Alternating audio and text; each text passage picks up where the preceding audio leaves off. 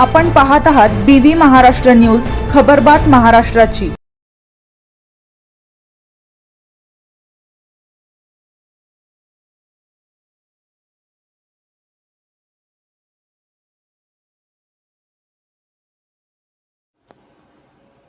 शिव पाणंदाचा 1 व 2 जूनला प्रलंबित प्रकरणांसाठी चलो मंत्रालयाचा नारा, शासन निर्णयांच्या पारदर्शक अंमलबजावणी करा, पवळे।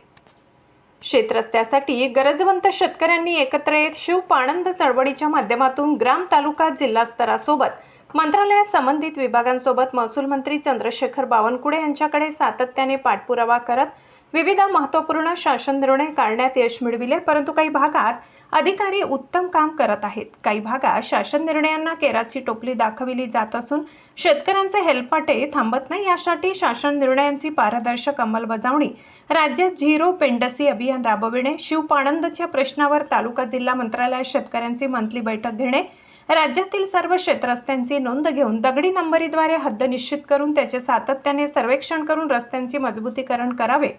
तहसील, प्रांत, जिल्हा आयुक्त कार्यालयातील शेतरस्त्यांची प्रकरणे विशेष बाब म्हणून तातडीने निकाली काढावी, शेतरस्त्याअभावी पडीक जमिनीस जबाबदारांकडून शेतकऱ्यांना नुकसान भरपाई द्यावी, क्षेत्रीय समितीकडून पारदर्शक कार्यवाहीसाठी चळवळीच्या पदाधिकाऱ्यांना संधी द्यावी, गाव, तालुका, जिल्हा आयुक्त कार्यालयातील अहवाल प्रदर्शित करावा, तहसीलदारांसह प्रशासकीय कार्यालयातील शेतरस्त्यांच्या अर्जांवर उत्तर बंधनकारक करून चुकलेले अर्ज तात्काळ दुरुस्त करावेत,